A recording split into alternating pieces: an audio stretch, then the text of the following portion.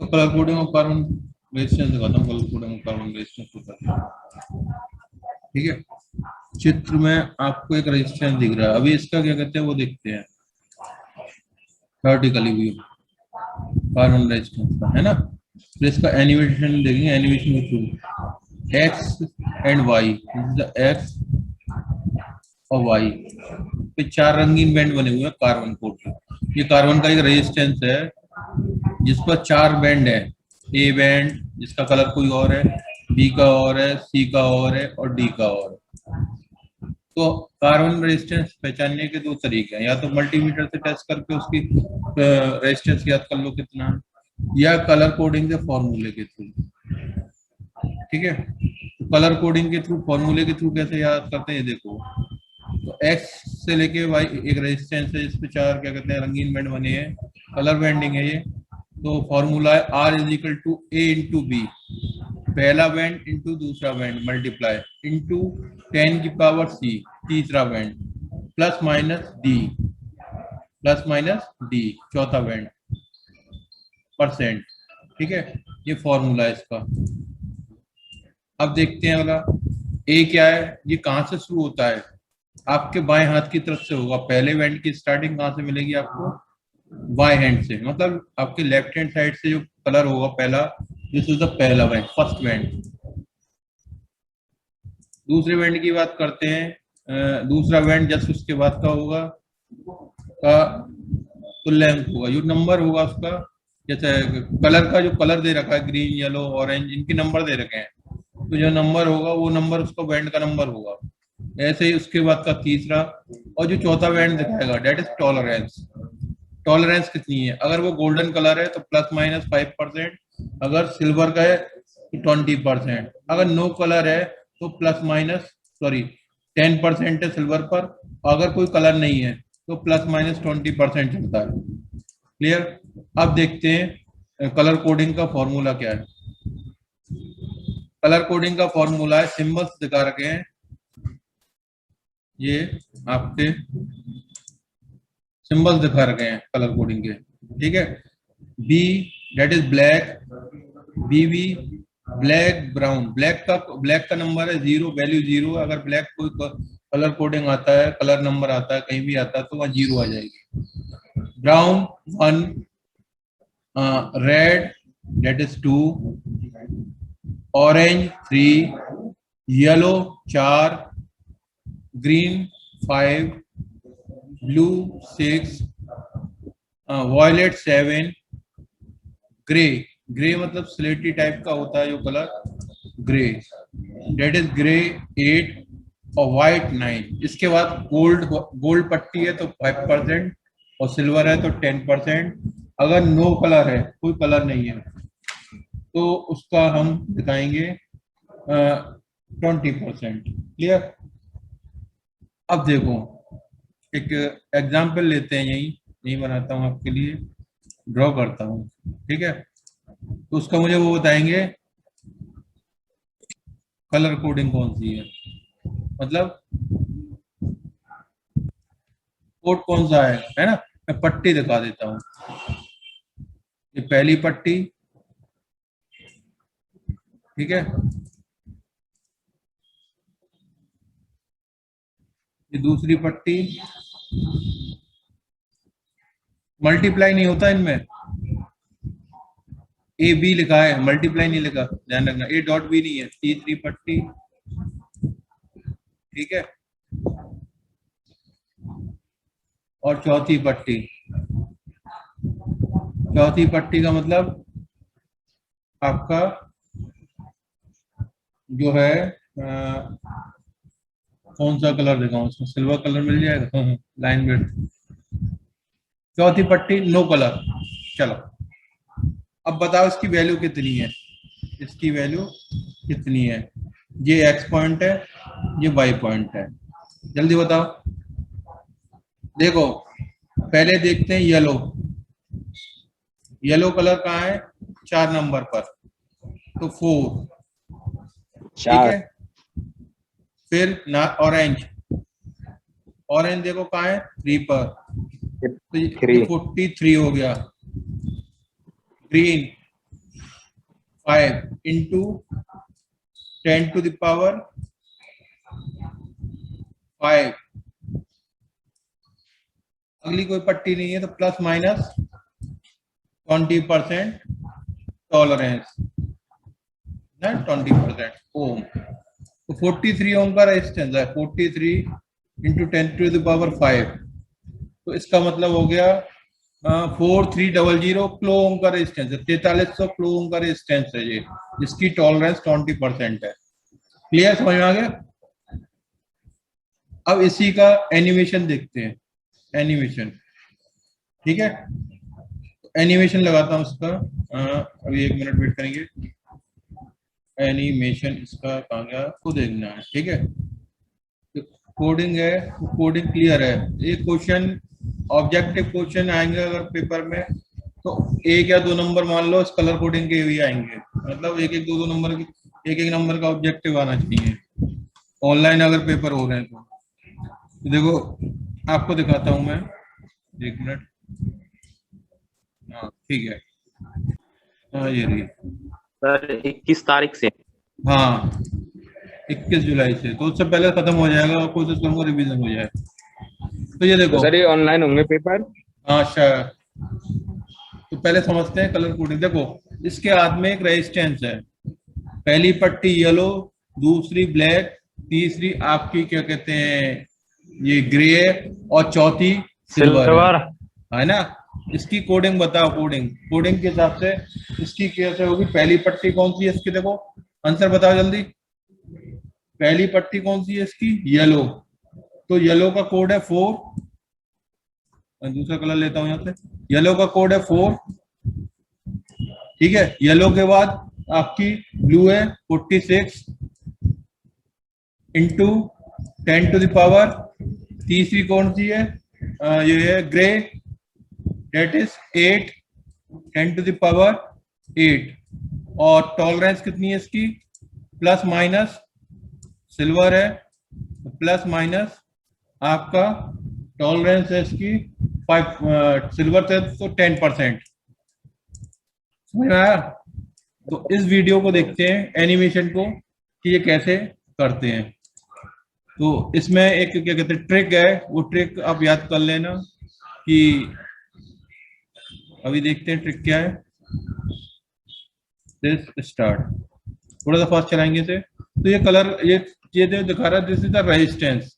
अलग अलग तरह के रेजिस्टेंस है, कोई सिंगल पट्टी का रेजिस्टेंस है, कोई डबल का है ना, कोई ट्रिपल का है, इस तरीके से है। अब देखो ये कलर कोडिंग इसने दिखाई यहाँ पर, तो कलर कोडिंग की बात करते हैं। ये रही, तो कलर है, जैसे ये फर्स्ट बैंड कितना होगा, सेकंड बैंड कौन सा होगा, तीसरा बैंड कौन सा होगा। यानी कि कोडिंग अगर मैं कहूँ, मैंने सिंगल बैंड पे दिखा रखी है, तो ये जो पट्टी है इसकी लेफ्ट से, पहली पट्टी, दूसरी पट्टी, तीसरी पट्टी, चौथी पट्टी, मतलब चौथी मल्टीप्लायर जो होता है अगर 3 बैंड तक है। ठीक है, 5वीं टॉलरेंस है। ठीक है, और 6 बैंड क्या दिखाता है, टेम्परेचर कोफिशिएंट। इतना नहीं आता, इतनी 3 बैंड 4 बैंड तक ही काम चलता है। ठीक है, तो अब देखते हैं इसको। तो इसकी जो ट्रिक है मैं आपको बता दूं, देखो ये दिखा रखा है आपने सामने, स्क्रीनशॉट चाहो तो स्क्रीनशॉट ले सकते हो आप, है तो आपको दिखाता हूं मैं। ये रहा जो ट्रिक है इसकी, ये देखो ट्रिक है मैंने इसकी, BB Roy, black brown red orange yellow, BB Roy great Britain, very good wife, wearing gold silver necklace. इसको याद रख लेना और नंबरिंग करते जाना 0 1 2 3 4 5 6 7 8 9। क्या ट्रिक है इसकी, बीबी रोए, बीबी रोए, रोए नहीं रोए, great Britain, very good wife, wearing golden silver, golden silver necklace. ठीक है ना, तो ये आपकी क्या है, इस तरीके की वो है ट्रिक इसकी। इससे क्या है, ये दिखाया गया है आपको। ठीक है, B for black, brown, red, orange, yellow, grey, इसे याद कर लेना। ये कलर्स कोडिंग दिखाई है इन्होंने, कलर्स वो दिखाए। 3 वेंट का है तो first went, second went, into, multiplier, plus minus, tolerance, 4 went के लिए, 5 वेंट के लिए, 6 वेंट के लिए। तो आपके लिए 3 वेंट ही आता है, ठीक है। देखो ये दिखाया, इधर देखिए, ये बेंडिंग के थ्रू दिखा रहे हैं आपको, है ना। अब देखते हैं अगला टॉपिक। अगर कोई डाउट हो इसमें, कलर कोडिंग समझ में आ गई सबके? बोलो बेटा, कोई डाउट तो नहीं है कलर कोडिंग में? ये जो ट्रिक बताई है, इस ट्रिक को ध्यान रखना बस, ठीक है। अगला देखते हैं, ठीक है। अगला टॉपिक बताऊंगा सुपर कंडक्टिविटी। समझो सुपर कंडक्टिविटी है क्या। देखो, हम जानते हैं कि resistance of a metal conductor increase with the rise in temperature. हम जानते हैं कि अगर कोई धातु है, उसका प्रतिरोध तापमान बढ़ने के साथ बढ़ता है। In the same way resistance of conductor decrease with the fall in resistance. Same way में क्या कहते हैं, रेजिस्टेंस कंडक्टर का डिक्रीज होता है अगर टेम्परेचर कम हो। सुनो, अगर मेटल है तो टेम्परेचर बढ़ाएंगे तो रेजिस्टेंस बढ़ेगा, कंडक्टर है तो resistance of conductor decrease with the fall in temperature, ठीक है। Therefore conductivity of conductor increase with the fall of a temperature. इस प्रकार कंडक्टिविटी किसी की, मतलब कंडक्टर की कंडक्टिविटी टेम्परेचर घटने के साथ इंक्रीज होती है। तो resistance of a conductor drop to zero. अगर कंडक्टर का, चालक का रेजिस्टेंस ड्रॉप टू जीरो तक गिरा दिया जाए और बहुत कम कर दिया जाए, तो जो हमारा कंडक्टर है वो सुपर कंडक्टर कहलाएगा। ध्यान रखना मेरी बात, मैं आपको इसमें इंग्लिश में लिखा हुआ है, हिंदी में समझा रहा हूँ इसको। Resistance of a conductor drop to zero, हम अपने कंडक्टर का रेजिस्टेंस ड्रॉप करते हैं और ड्रॉप करते करते जीरो कर देते हैं, बहुत कम कर देते हैं, तो जो हमारा कंडक्टर है वो क्या बन जाता है, सुपर कंडक्टर। क्या बन जाता है, सुपर कंडक्टर। और this property is also known as super conductivity. जिस टेम्परेचर पर हमारा कंडक्टर सुपर कंडक्टर बनता है, सुपर कंडक्टर की प्रॉपर्टी एक्सेप्ट करता है, वो टेम्परेचर आपका क्रिटिकल टेम्परेचर कहलाता है। क्या कहलाता है, critical temperature. It is denoted by TC. It is denoted by TC. इससे डिनोटेड किया जाता है टीसी से, ठीक है। व्हेन, इसमें दिखाया गया है कि जब mercury, when mercury is cooled at 4.2 kelvin, जब मरकरी को हम 4.2 केल्विन या -268.8 डिग्री टेम्परेचर करते पर लाते हैं, तो इसकी रेजिस्टिविटी ड्रॉप होकर जीरो हो जाती है, जैसा कि चित्र में दिखाया गया है।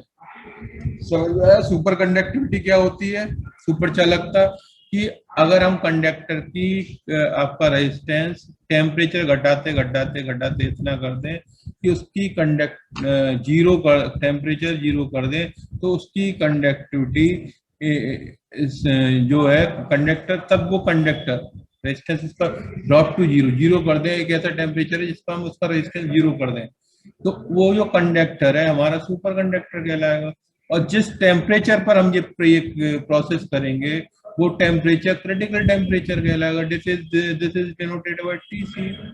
और जब ये टीसी से डिनोटेड करेंगे तो ये जो क्या कहते हैं आपका वो है प्रोसेस, प्रॉपर्टीज ऑफ मेटेरियल या प्रॉपर्टीज क्या कहलाएगी आपकी, सुपर कंडक्टिविटी, सुपर कंडक्टिविटी, ठीक है। अगला देखते हैं, अब इसका देखते हैं, आपका अगली स्लाइड देखते हैं। अगला दिखाऊंगा मैसनर इफेक्ट, है ना, फिर इसका वो दिखाऊंगा आपको एनिमेशन। तो ये मैसनर इफेक्ट की जो प्रॉपर्टीज है वो पूछ ली जाती है, मैसनर इफेक्ट होता क्या है।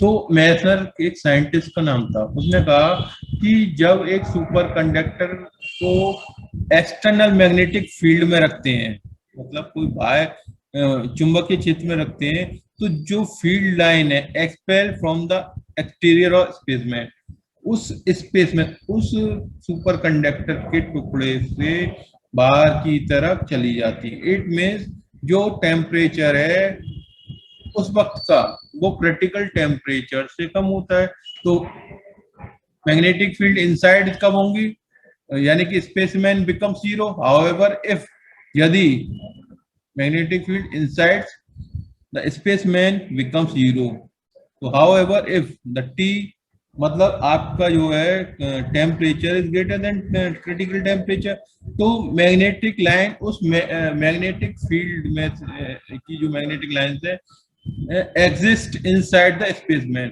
उस स्पेसमैन से किसके अंदर आपका क्या कहते हैं अंदर से, उस स्पेसमैन के अंदर से पास हो जाती है मैग्नेटिक फील्ड। जब दोबारा समझो, स्पेसमैन एक जब इस प्रभाव के अनुसार जब किसी पदार्थ के नमूने को, मतलब स्पेसमैन को चुंबकीय क्षेत्र में रखते हैं, तो उसमें अति सुपर कंडक्टिविटी के गुण के कारण जब उत्पन्न करने के लिए उसका टेम्परेचर घटाया जाता है, तो जब हम टेम्परेचर घटाएंगे तो क्रिटिकल टेम्परेचर से कम करेंगे तो पदार्थ में उपस्थित चुंबकीय फ्लक्स, मैग्नेटिक फ्लक्स नमूने से, उस स्पेसिमेन से बाहर आ जाते हैं, स्पेसिमेन से बाहर आ जाते हैं। ठीक है, यानी कि स्पेसिमेन से बाहर आ जाते हैं अगर टेम्परेचर आपका क्या कहते हैं क्रिटिकल टेम्परेचर से कम है, तो बाहर आ जाते हैं, जैसा कि आपके फिगर में दिखा रखा है, बाहर आ जाते हैं। अब क्या होता है कि जब मैग्नेटिक फील्ड का मान बढ़ाते हैं तो चुंबकीय फील्ड बस तब तक बाहर रहते हैं जबकि चुंबकीय क्षेत्र मैग्नेटिक फील्ड का मान इतना हाई ना हो जाए कि वह फ्लक्स स्पेसमैन को भेज दे, ये कंडीशन ना हो जाए। अब क्या क्रिटिकल टेम्परेचर से कम है तो स्पेसमैन से बाहर चले जाती है मैग्नेटिक फ्लक्स, अगर क्रिटिकल टेम्परेचर से ज्यादा है तो ये कंडीशन जनरेट हो जाती है। तो this effect is called Meissner effect, this effect is called Meissner effect. ठीक है, this effect is called Meissner effect.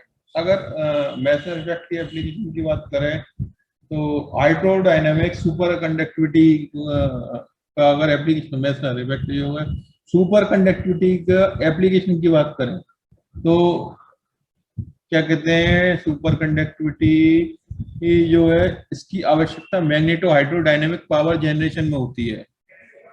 Super conductivity पदार्थ को वायु में स्थायी चुंबकों में उत्पन्न विकर्षण बलों के विरुद्ध लटकाकर मैग्नेटिक डेविएशन इफेक्ट उत्पन्न किया जा सकता है। इस प्रकार का प्रयोग चुंबकीय परिवहन मैग्नेटिक ट्रांसपोर्टेशन, मैं भी दिखाऊंगा मैग्नेटिक ट्रांसपोर्टेशन होता क्या है, ठीक है, एनिमेशन के थ्रू। इलेक्ट्रिक पावर को आपके ट्रांसमिशन वायर के बिना किसी लॉस के द्वारा, विदाउट एनी लॉस के द्वारा आपको क्या कहते हैं सुपर कंडक्टिविटी कंडीशन में ट्रांसमिट किया जा सकता है। और हाई क्वालिटी के जो कंप्यूटर्स होते हैं उनके स्टोरेज फंक्शन में सुपर कंडक्टर का प्रयोग किया जाता है। क्लियर, तो ये तो था सुपर कंडक्टर की। अब देखते हैं इसका एनिमेशन क्या करता है, एनिमेशन ऑफ सुपर कंडक्टिविटी। ठीक है, तो इसके लिए दिस मन तो सवरे कर रहा था। ये देखो, ये मैसनर इफेक्ट का है। अगर उसका टेम्परेचर स्पेसिमेन का टेम्परेचर घटाया जाए, अगर क्रिटिकल टेम्परेचर से कम हो जाता है तो आपकी ये मैग्नेटिक फ्लक्स है इससे बाहर आ जाती है, और अगर ये बढ़ जाता है टेम्परेचर क्रिटिकल टेम्परेचर से ज्यादा हो जाता है तो इसमें से पास हो जाती है। दिस इज प्रैक्टिस, ये क्या है सुपर कंडक्टर बनाने के लिए किया जा रहा है। ठीक है, this effect is called magnetic वो मैसनर इफेक्ट। अब देखो इसमें जो दिखाया गया है आपको, इसमें ये जो ट्रांसमिशन दिखाया गया, अभी ट्रांसमिशन और अच्छी तरीके से दिखाऊंगा कैसे उड़ते हैं। मतलब मैग्नेटिक लाइंस जो चलती है ना, मैग्नेटिक लाइंस पे जो चलती है वो टच होकर नहीं चलती, मैग्नेटिक ट्रांसपोर्टेशन जो होता है तो उसको दिखाऊंगा मैं तुम्हें मैग्नेटिक ट्रांसपोर्टेशन होता कैसे है।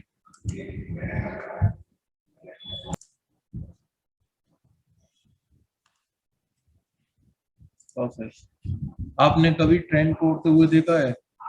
Have you ever seen a flying train? Would you like to reach hundred of kilometer? क्या तुम कुछ मिनटों में क्या तुम कुछ मिनटों में उड़ी हुई ट्रेन। उड़ती हुई ट्रेन मतलब पटरी पे न चल के पटरी से 2 इंच ऊपर चलती हुई, ठीक है। Would you like to reach 100 of kilometre within a few minutes? क्या आप कुछ मिनट्स के अंदर 100 किलोमीटर या कुछ 100 किलोमीटर ट्रेवल कर सकते हो? नहीं ना। आपको शायद अभी बताऊंगा मैं। How about your electric bill reduce drastically? आपका इलेक्ट्रिक बिल कम हो जाए, बहुत कम हो जाए, मतलब जिसका 50,000 आ रहा हो उसका इलेक्ट्रिकल बिल 500 रुपये हो जाए तो वो क्या इफेक्ट होगा? तो how can we solve this work energy crisis? हम इस एनर्जी क्राइसिस को कैसे सॉल्व कर सकते हैं? हम इस एनर्जी क्राइसिस को कैसे सॉल्व कर सकते हैं? सुपर कंडक्टर के थ्रू। कैसे थ्रू? सुपर कंडक्टर के थ्रू, ठीक है। अब देखते हैं कैसे सॉल्व कर सकते हैं आगे। What is super conductor? Super conductor होता क्या है? सुपर कंडक्टिविटी क्या होती है? सुपर कंडक्टर का एग्जाम्पल, क्रिटिकल टेम्परेचर क्या होता है? ये साइंटिस्ट हैं जिन्होंने सुपर कंडक्टिविटी बताई। इनका नाम था H Kamerlingh, is working with mercury. इन्होंने वर्किंग मरकरी के साथ काम किया। इन्होंने ऑब्जर्व किया कि 4.2 केल्विन रेजिस्टेंस पर मरकरी का जो रेजिस्टेंस था, बताया था मैंने मरकरी का जो रेजिस्टेंस था वो जीरो हो गया, लगभग जीरो हो जाता है। तो मरकरी इतने टेम्परेचर पर क्या बन गया? सुपर कंडक्टर हो गया। ये उन्होंने ग्राफ दिखाया, 4.2 पर जाकर मरकरी का रेजिस्टेंस रह गया 10⁻⁻5 ओम, यानी कि 10⁻⁻5 ओम, 1/10⁵ ओम। इतना कम, इतना मतलब इतना कम रह गया रेजिस्टेंस, ना के बराबर। जब प्रतिरोध ही नहीं रहा, किसी वायर का रेजिस्टेंस ही नहीं रहा, तो इसका मतलब जितनी सप्लाई दे रहे हैं पूरी पहुंच रही है। जब कोई रेजिस्टेंस नहीं रहा तो हीट नहीं होगा। हीट क्यों होती है? कोई भी चीज हीट इसलिए होती है क्योंकि उसमें प्रतिरोध लगता है ना। तो देखते हैं आगे।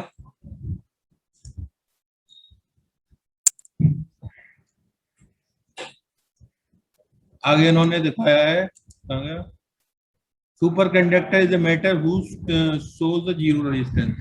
एटा ऐसा मटेरियल जिसका रेजिस्टेंस जीरो हो जाए, जीरो दिखाता हो क्या प्रतिरोध, वो सुपर कंडक्टर कहलाएगा। Below a certain temperature it show the property. एक निश्चित टेम्परेचर, मतलब निश्चित टेम्परेचर के बाद जो प्रॉपर्टी कहलाएगी, जो प्रॉपर्टी ये सुपर कंडक्टर बनने में दिखाएगा, वो प्रॉपर्टी सुपर कंडक्टिविटी कहलाएगी। ये सब बता चुका हूं मैं। जिस टेम्परेचर पे जो कहलाएगा वो क्रिटिकल टेम्परेचर कहलाएगा। Above critical temperature material is in normal state. इस क्रिटिकल टेम्परेचर से ऊपर का जो आपका मटेरियल है वो नॉर्मल स्टेट में कहलाता है। Below critical temperature is the super conducting state. आपका उस क्रिटिकल टेम्परेचर से नीचे का टेम्परेचर सुपर कंडक्टिंग स्टेट कहलाता है, ठीक है। मरकरी का इन्होंने दिखाया है, but AG does not. Mercury का दिखाया इन्होंने, और देखो इन्होंने एक दिखाया, ये देखो ये इन्होंने दिखाया, ये जो है आपका, अगर ये इससे टच करेगा तो रेजिस्टेंस जनरेट होगा। अगर रेजिस्टेंस, अगर मान लो मेरी ट्रेन इस तरीके से चले, इस तरीके से लूपिंग में चले, किसी वैक्यूम लूप नाम का एक जनरेट हो रहा है, यानी कि अगर मुझे अपनी ट्रेन उसमें से निकालनी है समुद्र के नीचे से, तो वैक्यूम करके एक वो है प्रोसेस, उसके थ्रू निकालनी पड़ेगी। तो high temperature, high magnetic field और high current density, when is this property? अगर सुपर कंडक्टर में क्या कौन सा इफेक्ट दिखाता है? Meissner effect, explosion of magnetic field. Magnetic field का एक्सप्लोजन करता है। इसका मतलब क्या हुआ? High temperature, high magnetic field या हाई करंट डेंसिटी। ये प्रॉपर्टी हुई। Superconductor are a perfect diamagnetic material. Superconductor कैसे होते हैं? परफेक्ट डायमैग्नेटिक मटेरियल होते हैं। इसका मतलब उनके अंदर कोई भी एनर्जी लॉस नहीं होता। There is no energy loss in conduction. Conduction में कोई एनर्जी लॉस नहीं होता। जनरेशन स्ट्रॉन्ग, जो कि स्ट्रॉन्ग मैग्नेटिक फील्ड जनरेट करते हैं, ठीक है। अब ये मटेरियल दे रखा है, उनका क्रिटिकल टेम्परेचर दे रखा है। अगर गैलीनियम है तो गैलीनियम 1.1 से जैसे ही नीचे केल्विन से नीचे लाओगे सुपर कंडक्टर बन जाएगा। और बताऊं इंडियम, लेड, ठीक है, लेड है तो 7.2 पर आपका सुपर कंडक्टर बन जाएगा। तो ये तो रहा सुपर कंडक्टर, समझ में आया? बोलो। किरचॉफ, किरचॉफ लॉ दिखाएंगे। किरचॉफ ने दो नियम दिए थे। पहला नियम केसीएल, किरचॉफ करंट लॉ, जिसे धारा का नियम भी कहते हैं, और किरचॉफ वोल्टेज लॉ, जिसे मैथ लूप भी कहते हैं। तो Kirchhoff law, Kirchhoff first law ये कहता है अकॉर्डिंग टू दिस लॉ, इस नियम के अनुसार an electric circuit the algebraic sum of current meeting at a junction, meeting at a junction is always zero. Then law is also known as a junction rule, इसे junction का नियम भी कहते हैं, जिससे संधि, जंक्शन का मतलब संधि का नियम। Current reaching the junction are take positive and current leaving from the junction are take negative. यानी कि किरचॉफ ने ये कहा कि जंक्शन के नियम के अनुसार एक जंक्शन है, मथुरा जंक्शन, ऐसे समझो, मथुरा जंक्शन की दिल्ली से जो गाड़ी मथुरा की ओर आएगी वो सब पॉजिटिव होगी, और मथुरा को छोड़ के जो गाड़ी दिल्ली की ओर जाएगी, सॉरी, मथुरा को छोड़ के जो गाड़ी आपका आगरा की ओर जाएगी या बॉम्बे की ओर जाएगी, उन सब का डायरेक्शन नेगेटिव होगा। ठीक है, अब देखते हैं, समझते हैं इसे इस तरीके से।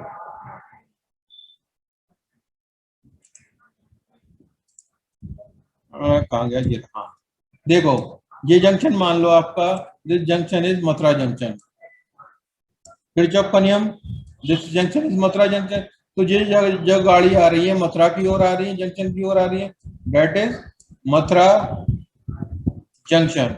जंक्शन, ठीक है, ये मथुरा, बोले मत, ये मथुरा की ओर आ रही है गाड़ी, तो ये सब क्या है, इनका सबका डायरेक्शन पॉजिटिव होगा। और जो मथुरा को, मुझे मथुरा छोड़ के जा रही है, तो ये सब नेगेटिव होंगी। ये नहीं कि करंट का algebraic sum, algebraic sum zero होना चाहिए, आने वाली धारा और जाने वाली धारा का योगफल जीरो होना चाहिए। तो I1 plus I2 plus I3 minus I4 plus minus I5, ठीक है, इज इक्वल टू जीरो।